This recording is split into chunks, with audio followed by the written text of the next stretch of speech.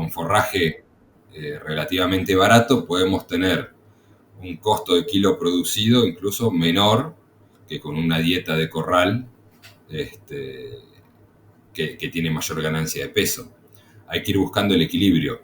Lo que sí tenemos que tener en cuenta, que muchas veces nos pasa que por querer engordarlo barato a pasto, terminamos haciendo kilos caros, es cuando nos caemos por debajo de esos 500, 600 gramos.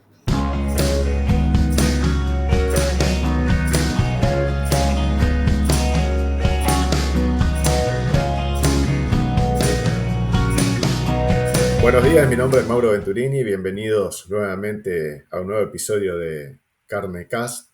Y hoy tenemos nuevamente como invitado al ingeniero Julián Soriano, pero en esta ocasión para hablar de una actividad que durante mucho tiempo no diría que quedó relegada, pero se le prestó menos importancia de la que realmente tiene, que es la recría.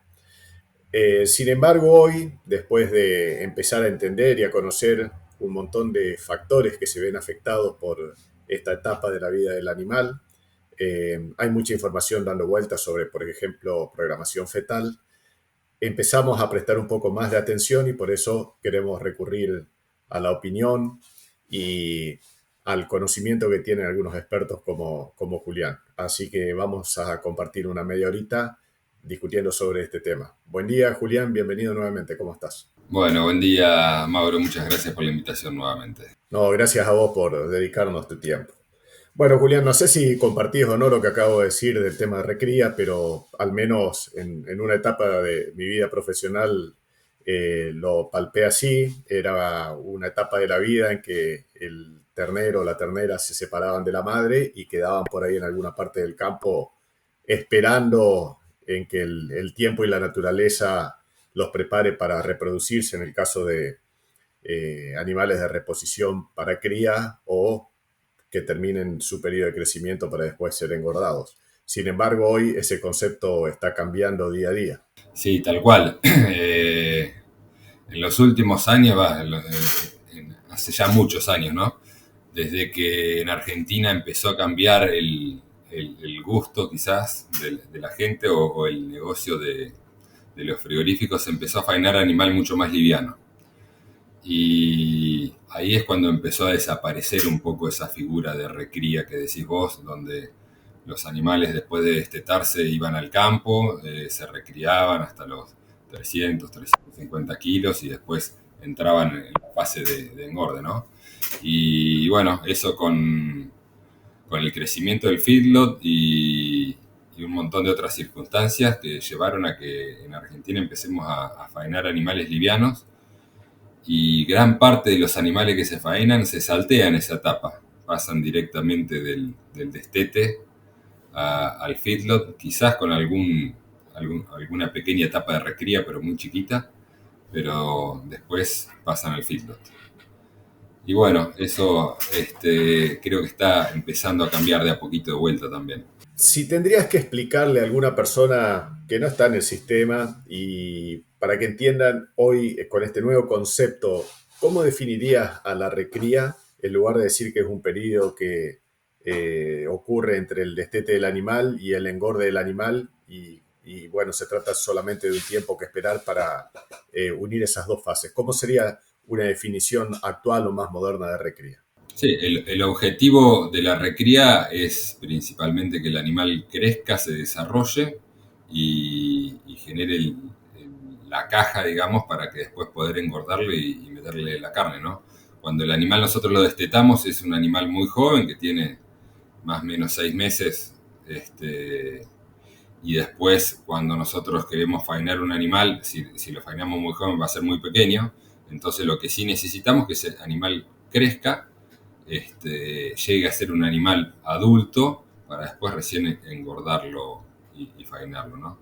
Entonces sería una etapa de crecimiento y desarrollo la etapa de la recría. Y cuantitativamente hablando, ¿cuántos meses le pondrías a esta etapa? Bueno, va a depender también después el objetivo final de ese animal, ¿no?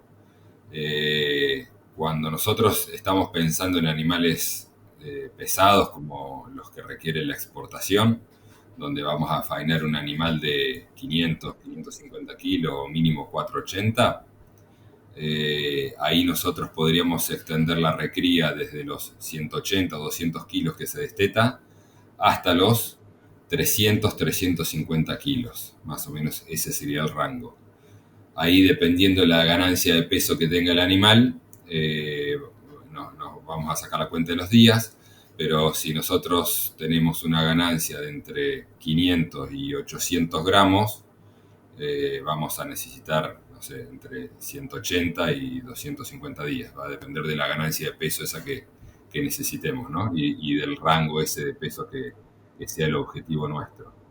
Pero básicamente es eso, nosotros necesitamos otros 6 meses más para que el animal se crezca y se desarrolle. Bueno, entonces, considerando que los destetes se producen normalmente en marzo-abril, estamos hablando de transitar el otoño y el invierno y el inicio de la primavera en esta etapa. Claro, exactamente. Mínimo esos 180 días, puede ser más si la ganancia de peso fue un poco más baja y el objetivo de entrada al feedlot es un poco más alto. Pero, por ejemplo, si nosotros queremos meterle 180 kilos en la recría, bueno, vamos a necesitar más de 6 meses, por supuesto, porque a 800 gramos nomás ya necesitamos 9, 10 meses. Pero si el objetivo por ahí es 300 kilos y salimos con 200, tenemos que meterle 100 días a 600 gramos, 500, 600 gramos, vamos a estar ahí en los 6 meses. Ok. Bueno, a mí me gustaría primero, para entender cómo debería funcionar una recría equilibrada, balanceada, eh, me parece que sería bueno conocer cuáles son los requerimientos de ese animal que deja de ser un animal lactante y pasa a depender estrictamente de la dieta sólida. ¿Podés contarnos resumidamente qué necesita ese animal en cuanto a proteína, energía, grasa, fibra, para que la dieta se acorde a la edad y al estado de desarrollo que tiene? Porque no es lo mismo un animal que necesita crecer y desarrollarse que un animal que ya es adulto. Tal cual, sí. Nosotros en esta etapa vamos a necesitar dietas que sean relativamente bajas en energía, no necesitamos dietas muy altas en energía. Idealmente dietas a pasto, ¿no? Nosotros sabemos que la mayor ventaja de la recría es cuando nosotros podemos agarrar y meter kilos baratos. Entonces, el principal objetivo sería ese, poder agarrar y criar y recriar este animal al mínimo costo. Generalmente eso lo logramos con pasto. Y objetivos de proteína va a depender mucho de los recursos que tengamos. Cuando tenemos recursos verdes, la proteína generalmente nos sobra, porque una alfalfa o un verdeo de invierno tenemos alrededor de 15 a 20% de proteína, entonces ahí nos va a estar sobrando. Con otros recursos forrajeros por ahí podemos estar en 14, 13, 14, ahí vamos a estar muy con lo justo, y con otros recursos forrajeros vamos a estar abajo de 10, entonces ahí nos va a estar faltando. Mínimo deberíamos llegar ahí a 13, 14% cuando tenemos que suplementar, porque sabemos que la proteína es cara cuando tenemos que suplementarla, entonces ese sería medio el piso. Idealmente, si tenemos proteína relativamente económica, estamos en 15, 16, mucho mejor. Pero para las ganancias de peso que estamos buscando en recría tampoco necesitamos mucho más que eso. Y en cuanto a energía, te decía, dietas relativamente bajas en energía, que tengan un forraje, no sé, alrededor de 50% de FDN de la dieta es suficiente. Si medimos total de nutrientes digestibles, alrededor del 60%, 65% ya es una muy buena energía. Cuando hablas de ganancias diarias en promedio de 500, 600, 700 gramos, obviamente que el potencial del animal está un poco más arriba. Sí. ¿No se acelera el proceso por una relación costo-beneficio o porque crees que acelerar el aumento de peso, incluso poner un poco más de grasa en el animal de recría, puede perjudicar algunos otros parámetros productivos? Sí, hasta los 700, 800 gramos, y dependiendo por ahí la raza, el frame y la edad del animal, no vamos a tener mucho problema de que se nos engrasen demasiado. En cuanto, ¿vos te referías al techo de ganancia de peso o al piso de ganancia de peso? No, cuando decís que una recría estándar está en 500 a 700 gramos diarios, nosotros sabemos que el potencial de ganancia diaria de peso vivo de ese animal es mucho más alto, está por arriba de 1 kilo si uno quiere. Claro, Entonces la pregunta era si se mantiene ahí a media marcha por una cuestión de costo-beneficio. Como bien dijiste al principio, es una etapa donde se pueden ganar kilos a muy bajo costo, o tratando de impedir que ese excesivo aumento de peso en esta etapa vaya a perjudicar otros parámetros. claro, no, sí, ahí te entendí la pregunta. Tal cual, si nosotros, ese animal puede ganar 1,3 kg si nosotros le damos una dieta de terminación. Pero si nosotros tenemos ganancias muy por encima de los 800 gramos, ahí se nos va a empezar a engrasar demasiado el animal y va a estar terminado antes de lo que nosotros queremos. Cuando nosotros buscamos un peso mínimo de faena de 480 kilos para arriba, si nosotros tenemos ganancias de peso superiores al kilo en la etapa de recría, generalmente ese animal va a estar terminado antes de ese peso. Entonces, por eso es el objetivo de tener ganancias abajo de 800 gramos. También por una cuestión económica. Nosotros con forraje relativamente barato podemos tener un costo de kilo producido incluso menor que con una dieta de corral este, que tiene mayor ganancia de peso. Hay que ir buscando el equilibrio. Lo que sí tenemos que tener en cuenta, que muchas veces nos pasa que por querer engordarlo barato a pasto, terminamos haciendo kilos caros, es cuando nos caemos por debajo de esos 500, 600 gramos. Muchas veces nos caemos a 200 gramos y estamos dando kilos de materia seca que si bien son baratos, cuando le ponemos el número que estamos ganando de peso termina quedando carísimo, porque tuvimos ese animal un montón de tiempo, en 100 días le estás metiendo 20 kilos y ganas 200 gramos. Entonces es un montón de tiempo de ese animal, tanto financiero como productivo. El costo del kilo producido te va a quedar alto y vas a tener ese capital inmovilizado por ahí sin mucho sentido. Por eso el rango ese de ganancia de peso de recría entre 500 y 800 es importante el piso y también es importante el techo, ¿no? No pasarnos de 800 para que el animal no se termine demasiado rápido y no caernos de 500 porque si no después tenemos ahí otros costos ocultos que nos terminan haciendo un negocio menos redituable. Claro. Estos conceptos que acabas de decirnos valen también para la recría de hembras para reposición. Sí, por supuesto. Eh, Ahí tenemos una diferencia, ¿no? ¿Cuál es el objetivo de edad al parto o edad al primer servicio? Si nosotros queremos dar el primer servicio a los 15 meses, ahí sí o sí vamos a tener que tener una ganancia de peso arriba de los 650 gramos para poder llegar con el peso ideal para el servicio antes de los 15 meses.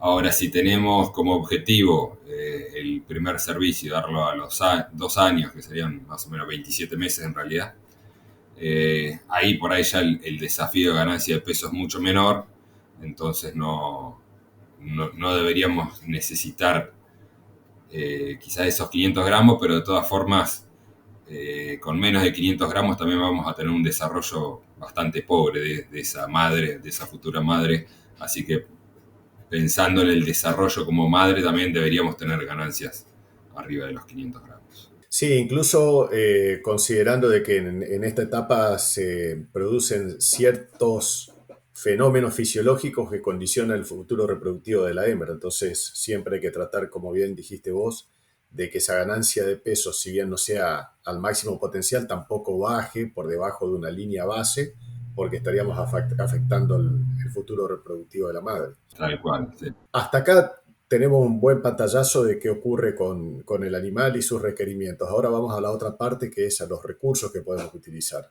Hoy mencionaste algunas pasturas como alfalfa, avena, algunos verdeos de invierno con buenos aportes nutricionales, pero la realidad de nuestro país, y dadas las condiciones y el lugar geográfico donde se realiza la cría, normalmente nos dice de que los pastos disponibles son pastos naturales y en una época del año en el que su estado fenológico no es el más apropiado para alimentar un animal.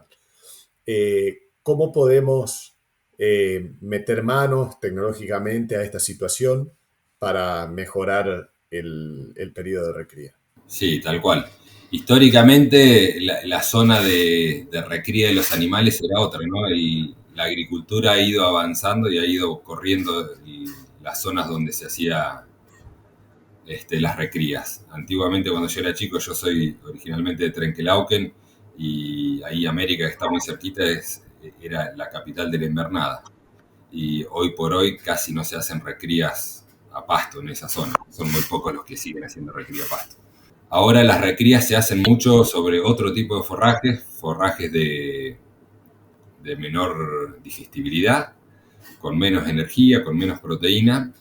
Entonces, la suplementación ahí empieza a tener un rol clave en poder agarrar y mantener esas ganancias de peso por encima de esos 500 gramos que estábamos hablando hoy.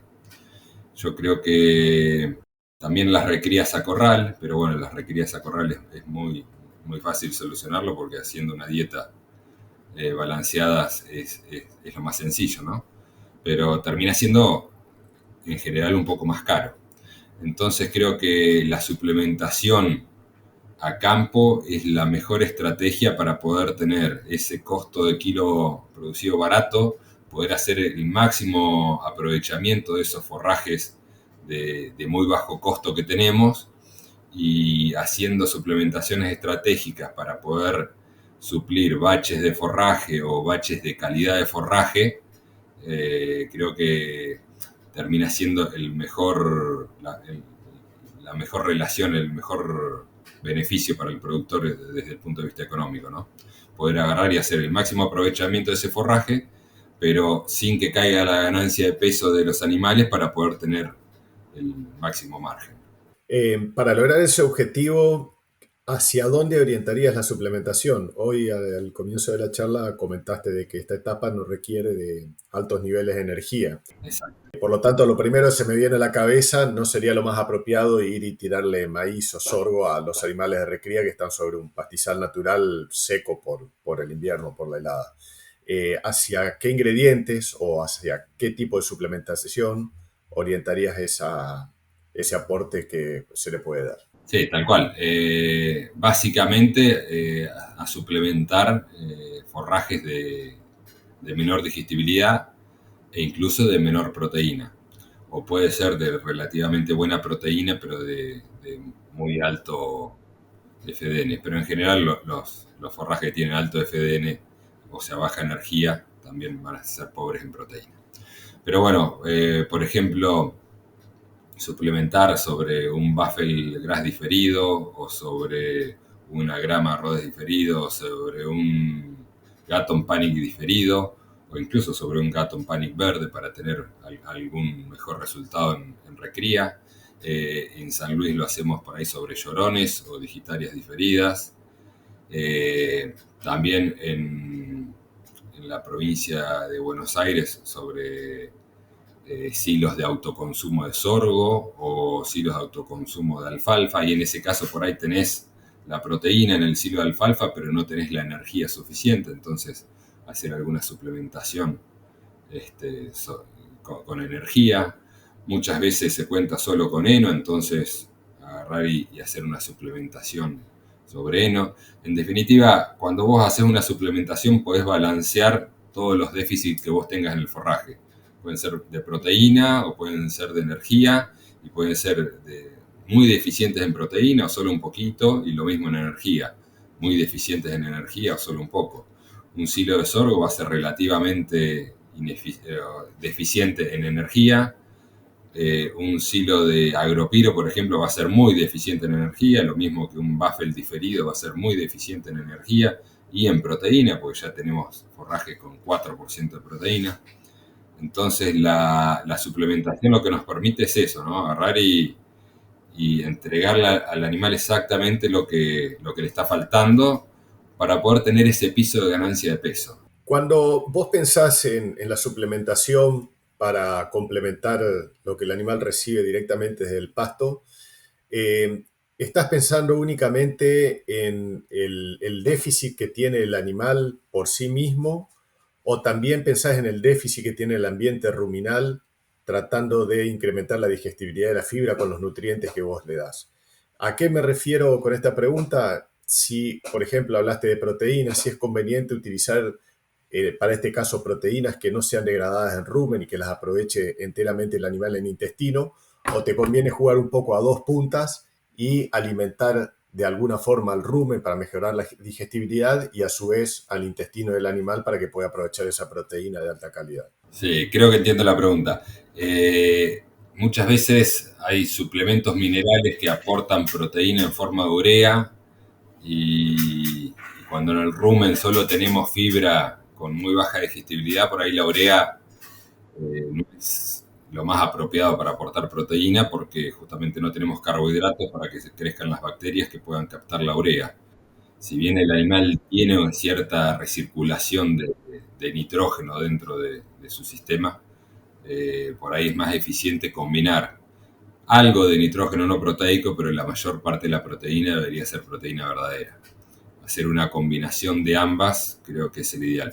Generalmente la proteína proveniente de nitrógeno no proteico es más económica, por eso se usa, y aparte es mucho más densa porque la urea tiene 280% de proteína, entonces va en mucha menor cantidad, pero necesitamos ciertamente proteína verdadera en un animal donde no tenemos muchos carbohidratos para que faciliten el crecimiento de las bacterias y estas puedan captar ese nitrógeno no proteico que anda dando vueltas en el rumen.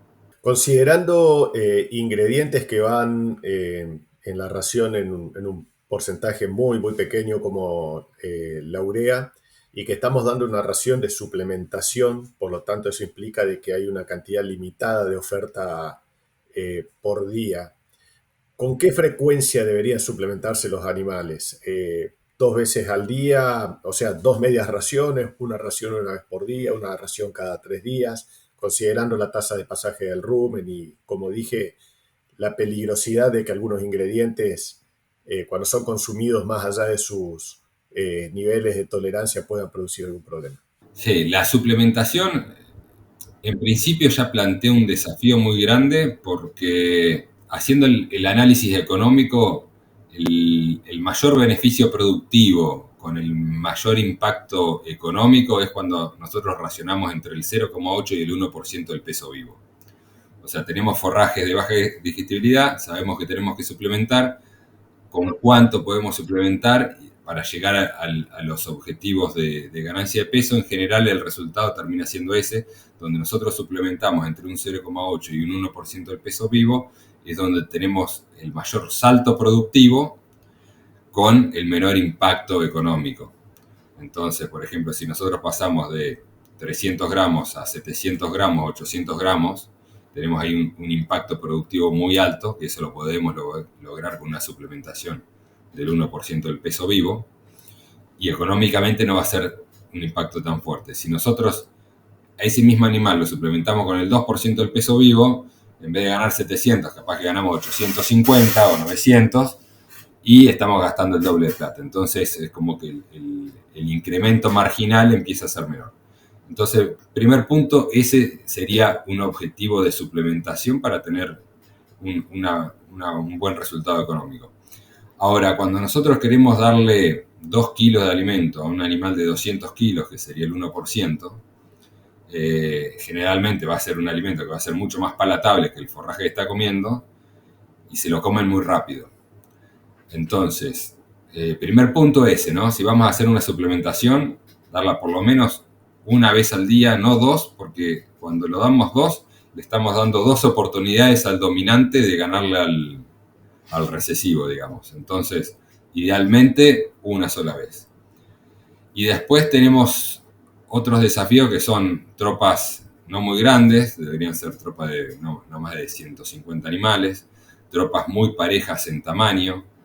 Necesitamos mucho espacio de comedero, por más que sean animales chicos, necesitamos mucho espacio de comedero para que coman todos al mismo tiempo y no se saquen unos a otros, porque si no vamos a tener el resultado de que algunos van a comer más y van a tener más ganancia de peso de la que queremos y otros no van a comer nada de suplemento y van a tener menos ganancia de peso de la que esperamos. Entonces tenemos muchos desafíos, tenemos que hacerlo idealmente todos los días. Hay algunas suplementaciones intermitentes que más o menos funcionan cuando se tiran algunos suplementos proteicos como pele de girasol o semilla de algodón y demás, que por ahí se dan cada 3 o 4 días. Eh, Tienen algunos beneficios productivos, pero por ahí no tantos. Económicamente, como son insumos muy baratos, no son tan malos, pero son mejorables, digamos, ¿no? Los resultados tanto productivos como económicos. Pero idealmente sería una vez al día y todos los días. Julián, considerando de que esa suplementación del 1% del peso vivo representa un tercio de lo que va a comer el animal por día, o sea, desde el punto de vista de volumen no es poco, ¿existe algún momento en el día en que sea recomendable hacer la suplementación?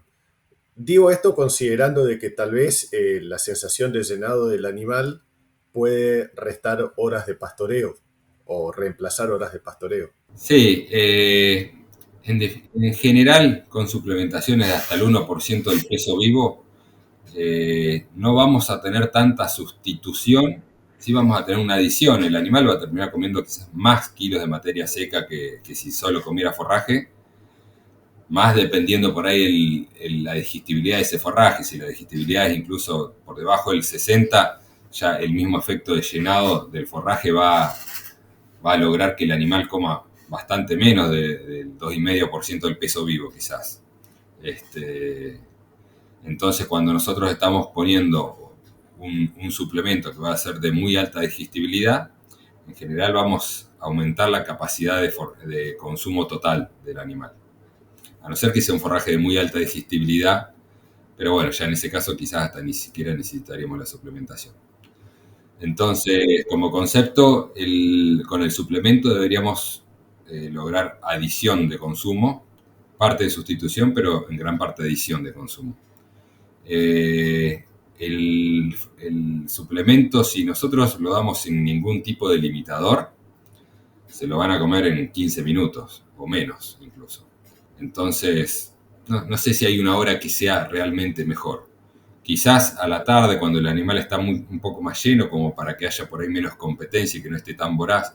Si lo damos a la mañana muy temprano, generalmente son los picos de consumo de los animales, entonces puede llegar a haber un poco más de competencia, ¿no? No he visto trabajos que analicen cuál es el momento ideal del día. Si los hay, no los he visto, pero en principio lo pensaría de esa forma. Dijiste algo clave que justamente te iba a preguntar sobre eso, que es el uso de limitadores de consumo, más considerando de que eh, las recrías normalmente se desarrollan en sistemas extensivos o semi-extensivos, lo cual requeriría de movimiento 2 veces por día o al menos una vez por día todos los días y un incremento en los costos. Eh, ¿Cómo funcionan esos limitadores de consumo y qué resultados se esperan o qué efectos se esperan sobre el comportamiento del animal? Sí, los limitadores de consumo son una herramienta muy útil porque no solo nos ayudan desde el punto de vista de manejo, como te decía hoy, los desafíos son justamente tener tropas pequeñas, homogéneas, con mucho espacio de comedero, con gente suficiente para darle todos los días, incluso los fines de semana y los feriados. Los limitadores de consumo te solucionan todo eso, porque vos podrías poner dentro de un silo autoconsumo la comida para 7, 10, 15 o 20 días, depende del tamaño de la tropa, y podrías tener tropas con animales desparejos. Nosotros hemos tenido tropas con animales de 80 kilos junto con animales de 300 kilos y hemos medido peso individual y todos han ganado peso. Entonces, te elimina la competencia, digamos, ¿no? Dentro de las tropas. Entonces, ya sea competencia por espacio de comedero, o por dominancia, o por tamaño, o por lo que sea.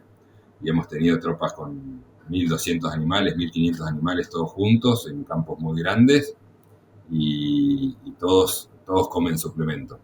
Entonces, esa es una de las ventajas de los limitadores, ¿no? Que te eliminan todas esas barreras para hacer suplementación. Y otra ventaja muy importante es que hace que los animales consuman varias veces al día. Nosotros con un limitador hemos medido que consumen entre 10 y 12 veces al día comidas de entre 150 y 200 gramos. Entonces, eso lo que te lleva es que vamos a tener un ambiente ruminal mucho más estabilizado, no vas a tener picos de caída de pH dentro del rumen, como tenés cuando suplementás una vez al día y se lo comen todo en 15 minutos. Entonces tenés esas dos ventajas con los limitadores de consumo, ¿no? Que puedes eliminar todos esos inconvenientes que le llevan a los recriadores la suplementación, todos los inconvenientes de manejo, y sobre el animal tenés una mejora hasta incluso en digestibilidad del forraje por tener un ambiente ruminal mucho más estable. Muy, muy bueno el concepto, la verdad que el dato de que podés usar animales con diferente tamaño y peso y porque necesitan de menos espacio en el comedero, no lo había tenido en cuenta y solucionaría muchas cuestiones prácticas de la recría a campo. Y tal cual, yo la primera vez que usamos nosotros el limitador en un cliente, íbamos a hacer una prueba para ver cómo funcionaba. Queríamos hacer una prueba con 200 animales y el cliente nos dijo, no, tengo un solo lote para hacer la suplementación, tengo los terneros que estoy destetando de este año, más las vaquillonas del año pasado que no pudieron entrar a servicio, todas las vaquillonas de reposición, y teníamos terneros con 80 kilos y vaquillonas que tenían más de 300 o 300 kilos. Y eran 1.500 animales todos juntos en un sorgo forrajero. Era un lote de 500 hectáreas dividido al medio, 250 y 250. Y bueno, como era la primera prueba que hacíamos a campo, pesamos todos los terneros de destete, pesamos todas las vaquillonas, las volvimos a pesar a los 2 meses y habían tenido unas ganancias de peso espectaculares y todos parejos, ¿viste? Veíamos el comportamiento y estaban los 1.500 en 40 metros de comedero lineal, así que el espacio de comedero era bastante reducido, y veíamos que comían los chiquitos también. Entonces, eso fue lo que nos cambió la forma de ver la suplementación en recrías. Claro, es una solución muy práctica a un problema que es muy frecuente de ver en estos sistemas. Julián, una última pregunta y volviendo un poco al inicio de la charla. Eh, Considerando algunas modificaciones en el mercado de la carne o en el gusto de los consumidores más precisamente, y al entendimiento por parte del sector productivo de que esto está ocurriendo, ¿ves que la actividad de recría va a tender a incrementarse en Argentina? ¿Más productores van a adoptarla o más animales van a respetar este periodo de crecimiento en estructura antes de pasar al engorde en feedlot, respondiendo a que se va a demandar cada vez animales más pesados a la faena? Sí, yo creo que, como te decía al principio, ¿no?, de la charla, hubo en su momento un movimiento a hacer todo animal liviano. Ahora con la apertura de las exportaciones hay alguna atracción hacia hacer animal pesado y se nota en el mercado de los animales recriados, en ese mercado de animales de 300, 350 kilos que antes casi no existía. Ahora ya se empieza a ver cierta demanda por determinados compradores que están buscando ese animal y bueno, falta gente que empiece a hacer más ese animal, ¿no? Porque la demanda está creciendo, la oferta va creciendo de a poco, pero bueno, creo que es una oportunidad para que siga creciendo esa oferta, para seguir haciendo esa recría. Son cambios muy lentos, no va a ser de un año para el otro, pero bueno, yo creo que la tendencia a hacer animal más pesado, mientras siga habiendo mercado de exportación, va a seguir estando. Creo que siempre asociamos calidad de carne a animal joven en Argentina y pensamos que porque un animal es joven va a ser buena carne. Eso es cierto, los animales jóvenes van a tener carne tierna, pero animales pesados también pueden tener carne tierna y de muy buena calidad. Entonces tenemos que agarrar por ahí, quitarnos un poquito ese prejuicio y también hacer animal un poco más grande para acá, para Argentina. Creo que eso no va a ser ya, no va a ser pronto, pero bueno, a largo plazo, si seguimos con esta tendencia, creo que sería una buena oportunidad para todo el sector ganadero, ¿no? Y que crezca esa categoría de recría donde hay mucho para ganarle a cada animal. Sí, seguro. Más teniendo en cuenta lo que acabamos de charlar, si en la etapa de recría se tienen unas ganancias mínimas de peso que estén por debajo de una línea base, ese animal que se va a faenar más pesado no necesariamente va a ser más viejo o más adulto que el que se faene con el sistema antiguo. En la medida que se respeten mínimas de ganancia de peso durante los 18 o 20 meses, van a llegar a faena con mayor peso prácticamente con la misma edad, que es lo que se ve que ocurre en la mayoría de los países. Exactamente, un animal con 18 meses, un animal con 18 meses sigue siendo muy joven, así que Totalmente. no deberías tener ningún problema tanto en terneza como en jugosidad, que son los principales caracteres del sabor de la carne, ¿no?